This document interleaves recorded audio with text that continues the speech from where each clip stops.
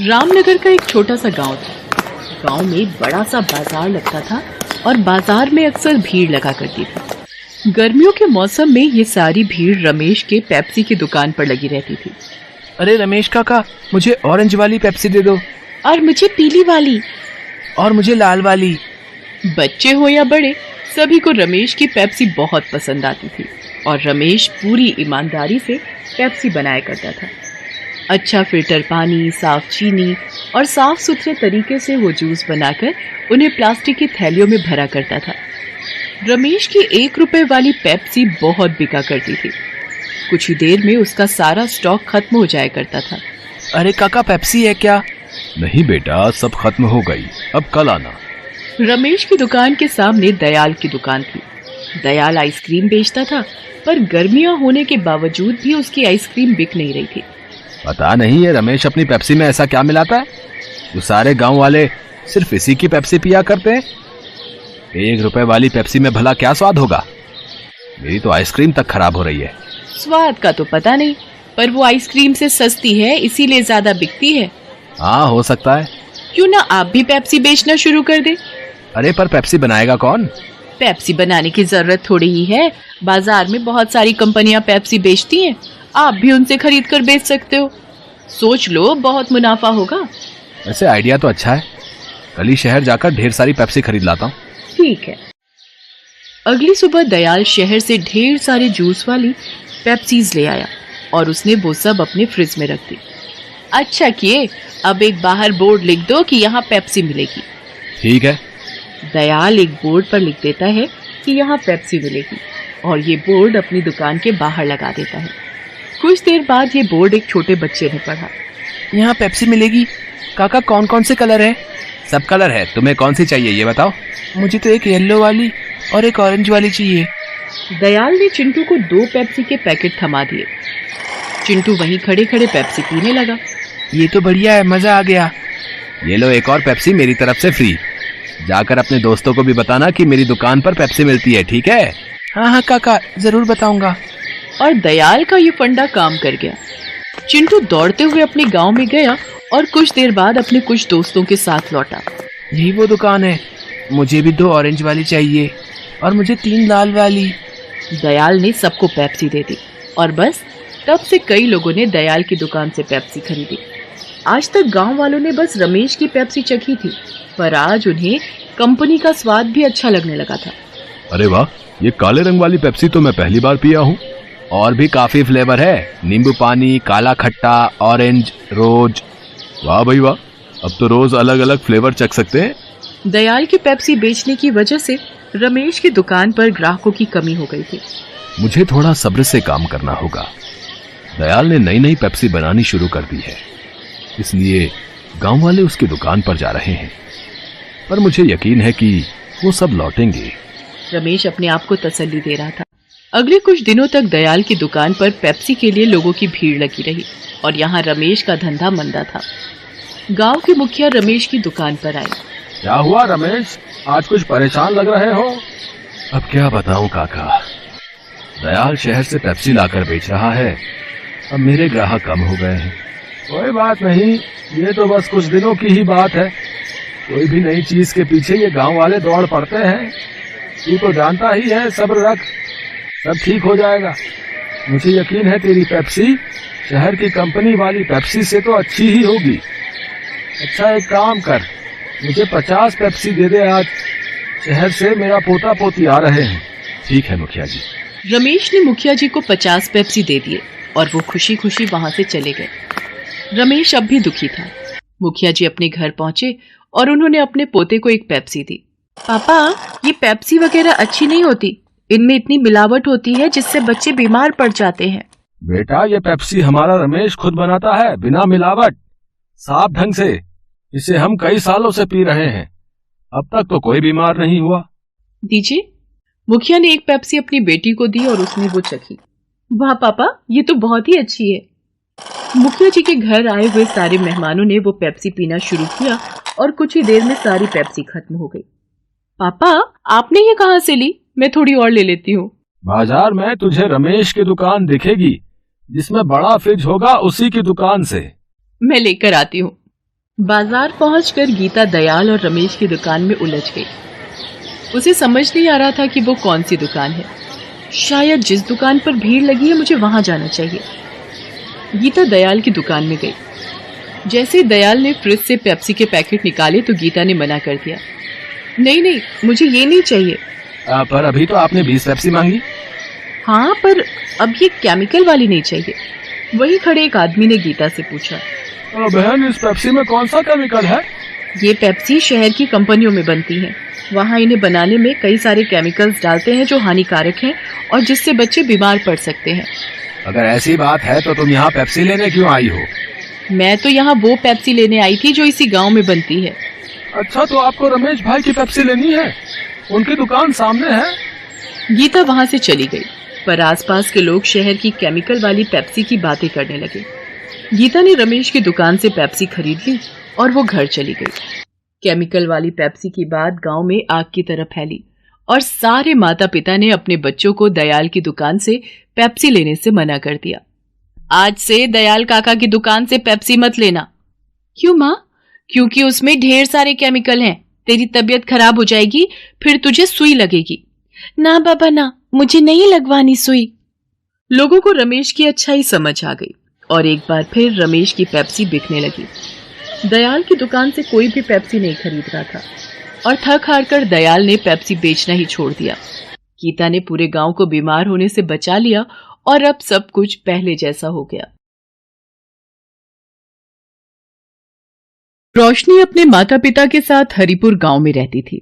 रोशनी के पिता बीमार रहते थे और माँ की भी उम्र हो चली थी, इसलिए रोशनी ही अकेले घर में कमाने वाली थी। वो गांव में कुल्फी बेचा करती थी। कुल्फी ले लो कुल्फी, ठंडी ठंडी कुल्फी, रबड़ी कुल्फी, मलाई कुल्फी, कुल्फी ले लो कुल्फी। ओ कुल्फी वाली, जरा 2 कुल्फी देना। ये लीजिए 2 कुल्फी, 4 रुपए हुए। कुल्फी ले लो कुल्फी, ठंडी ठंडी मलाई कुल्फी। कुल्फी वाली आ गई। बिट्टू, सोहन, पिंकी, नंदू, ज्योति, सब आ जाओ। दीदी, हम सबको कुल्फी देना। लाइन में खड़े हो जाओ, मैं सबको कुल्फी दूंगी। बताओ सब बच्चों को कैसी लगी, जल्दी से बताओ। रोशनी दीदी, आपकी कुल्फी तो बहुत स्वादिष्ट होती है। बढ़िया बढ़िया दूध वाली कुल्फी। मुझे तो रोज आपकी कुल्फी खाना अच्छा लगता है। तभी तो मैं स्कूल के बाहर छुट्टी होने से पहले ही पहुंच जाती हूँ ताकि तुम्हें दूध वाली बढ़िया कुल्फी खिला सकूं। रोशनी कुल्फी बेचकर घर आ जाती है। वो सारा दिन धूप में सुबह से शाम तक सिर पर कुल्फी का बक्सा उठाए पूरे गांव में घूमती थी। रोशनी बच्चों की सेहत का बहुत ध्यान रखती थी, इसलिए वो बच्चों को ताजे दूध की ही कुल्फी बनाकर खिलाती थी। रोशनी में ये कुल्फी बनाने का गुण अपने पिता से ही आया था। पहले रोशनी के पिता ही कुल्फी बेचा करते थे, पर बीमारी के चलते उन्होंने ये काम छोड़ दिया। इसी काम को रोशनी ने करना शुरू कर दिया। रोशनी कुल्फी बेचकर राशन लेती हुई घर पहुंचती है। माँ, पिताजी बहुत दिनों से चावल खाने के लिए कह रहे थे। आज मेरी कमाई बहुत अच्छी हुई है, इसलिए रास्ते में लाला से राशन लेती आई। आज पिताजी की पसंद के दाल चावल ही बनाना। मेरी बच्ची मेरा कितना ख्याल रखती है, इतनी मेहनत करती है। मैं जानता हूँ सुबह से लेकर शाम तक तू कुल्फी का बक्सा सिर पर उठाए इधर से उधर पूरे गांव में कुल्फी बेचती है। काश मेरी तबीयत ठीक होती तो मैं तुझे इतना मेहनत का काम अकेले ना करने देता। पिताजी, आप ऐसा क्यों बोल रहे हो? हर माता पिता चाहते हैं कि बच्चे बड़े होकर उनका सहारा बने, तो फिर भला मुझे इस काम में क्या परेशानी? रोशनी ठीक ही तो कह रही है।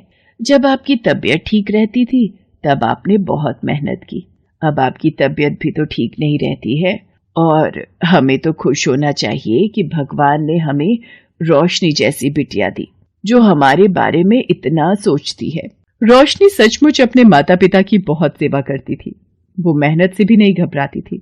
ऐसे ही दिन बीत रहे थे। एक दिन रोशनी जब कुल्फी बेचने गई, कुल्फी ले लो कुल्फी, ठंडी ठंडी कुल्फी। अरे, आज तो यहाँ पर कोई खड़ा ही नहीं है। बच्चे तो मेरे आने से पहले ही भीड़ लगा लेते हैं। सुनो बेटा, तुम और तुम्हारे सारे दोस्त मिलकर मेरी कुल्फी खाते हो ना, पर आज कोई बच्चा दिखाई क्यों नहीं दे रहा? तुम्हारे साथ के और बच्चे कहाँ हैं? हम सब अब तुम्हारी कुल्फी नहीं खाएंगे। गांव में एक नया कुल्फी वाला आया है, उसका ठेला बहुत सुंदर है और वो तरह तरह की कुल्फी बनाकर बेचता है। हम उसी की कुल्फी खाएंगे। नया कुल्फी वाला? अचानक कौन आ गया इस गांव में? मैं जाकर देखती हूँ। क्यों बच्चा, कौन सी कुल्फी खाओगे? पिस्ता कुल्फी, काजू कुल्फी, बादाम कुल्फी, आम कुल्फी, गुलाब कुल्फी, केला कुल्फी, चॉकलेट कुल्फी है। मेरे पास हर तरह की कुल्फी है। हाँ, देखो मैं कितनी अच्छी अच्छी कुल्फी बनाता हूँ और दाम सिर्फ 2 रुपए। हाँ, अरे वाह, ये कुल्फी तो बहुत ही अच्छी है। मैं तो अब उस कुल्फी वाली की कुल्फी नहीं खाऊंगा। हाँ, हमें नई नई तरह की कुल्फी खाने को मिल रही है, वो भी 2 रुपए में। तू ठीक कह रहा है, अब हम उस कुल्फी वाली की कुल्फी नहीं खाएंगे। ये भैया भी 2 रुपए में ही बेच रहा है। भैया, अब हम तुमसे ही कुल्फी खरीद कर खाया करेंगे। अब मैं क्या करूं? मेरे से अगर किसी ने कुल्फी नहीं खरीदी तो मेरा काम कैसे चलेगा? मेरा तो बहुत नुकसान हो जाएगा। हे भगवान, अब मैं क्या करूं? रोशनी परेशान हो जाती है।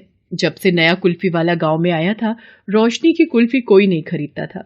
दिन पर दिन रोशनी के घर की आर्थिक स्थिति बहुत खराब हो गई। उसके पास अब इतने पैसे भी नहीं थे कि वो अपने माता पिता के लिए 2 वक्त की रोटी का भी इंतजाम कर सके। रोशनी बहुत परेशान रहने लगी थी। कुल्फी ले लो भैया, कुल्फी, कुल्फी धूम, ठंडी ठंडी ताजी ताजी कुल्फी बनाई है। अरे नहीं नहीं, मैं अभी अभी बच्चों को राधे कुल्फी वाले से कुल्फी खिला कर आया हूँ। उसकी कुल्फी के सामने तुम्हारी कुल्फी कुछ भी नहीं है। 2 रुपए में कोई सी भी बढ़िया कुल्फी खा लो। अच्छा ठीक है भैया, कोई बात नहीं। कुल्फी ले लो, कुल्फी, ठंडी ठंडी ताजी ताजी कुल्फी। ओ लड़की, अब तेरी कुल्फी यहाँ कोई नहीं खरीदेगा। मैं शहर से बढ़िया कुल्फी की मशीनें लेकर आया हूँ। मेरी कुल्फी के सामने तेरी बेकार सी कुल्फी कोई नहीं खरीदेगा। हाँ। रोशनी उदास मन से घर आ जाती है। क्या हुआ रोशनी, क्या आज भी कुल्फी नहीं बिकी? नहीं माँ, जब से वो राधे कुल्फी वाले ने ठेला लगाना शुरू किया है, गांव में सबने मेरे से कुल्फी खरीदनी बंद कर दी है। सब उसी की कुल्फी खाते हैं। रोशनी के परिवार में फिर से गरीबी के बादल छाने लगे थे। एक सुबह जब रोशनी अपने पिता की दवाई लेने गई तो उसने सुना गांव के ज्यादातर बच्चों की तबीयत खराब हो गई है और उनके माता पिता समझ नहीं पा रहे कि आखिर बच्चों को खाने की कौन सी चीज ने नुकसान किया है। देखिए, आपके बेटे ने कोई बासी या पुराने दूध की बनी चीज खाई है, जिसकी वजह से इसकी तबीयत खराब हुई है। गांव में तो ऐसा पहले कभी नहीं हुआ। बेचारे बच्चे बीमार हो गए।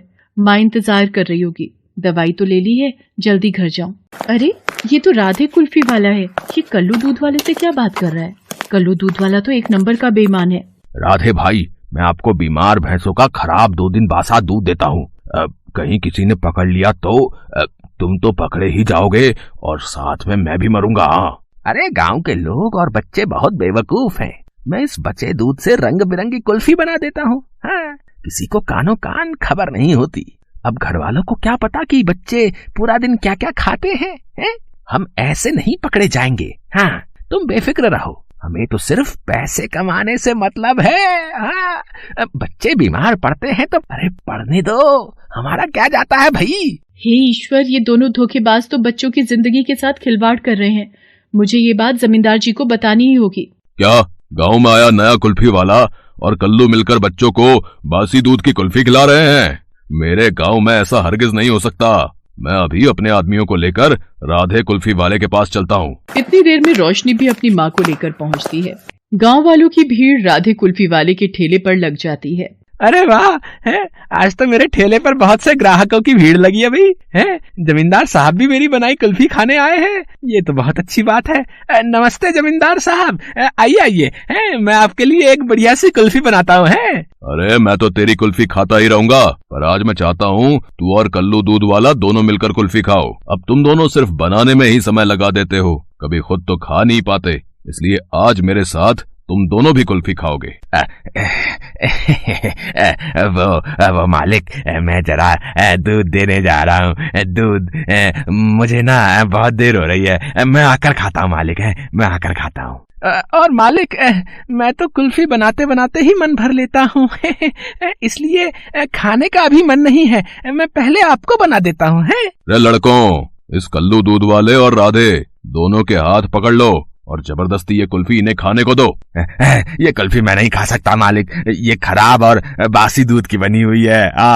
अरे बाप रे, ये तूने क्या कर दिया? सच बोल दिया। तुम दोनों को शर्म नहीं आती? गांव के बच्चों को खराब दूध की चीज बनाकर खिलाते हो। इन दोनों को पकड़कर गांव की सीमा से बाहर घसीटो। आज के बाद ये दोनों मेरे गांव में नजर नहीं आने चाहिए। जमींदार साहब, आपको इनके बारे में कैसे पता चला? ये सब रोशनी बिटिया की मेहरबानी से ही हुआ है। ये बेचारी इतने बढ़िया और ताजे दूध की कुल्फी बेचा करती थी, पर तुम लोगों ने उस बेईमान कुल्फी वाले से कुल्फी खरीद कर खानी शुरू कर दी। फिर भी इस बेचारी ने तुम्हारे बच्चों के बारे में सोचा। और मुझे सारी सच्चाई बता दी। रोशनी बिटिया, आज के बाद तुम ही पूरे गांव में कुल्फी बेचा करोगी। कम से कम हमारे गांव के बच्चों को अच्छी और ताजी चीज तो खाने को मिलेगी। उस दिन के बाद रोशनी फिर से ताजे और बढ़िया दूध की कुल्फी बनाकर गांव में बेचने लगी। Best buddies. Hello friends, thanks for watching this video. अगर आपको ये वीडियो पसंद आया है तो प्लीज लाइक, सब्सक्राइब, कमेंट्स करें इस वीडियो पर, और हाँ, शेयर करना भी ना भूलें। और भी मजेदार वीडियो देखने के लिए नीचे दिए गए बेल आइकॉन को दबाएं। देखते रहिए बेस्ट बडीज।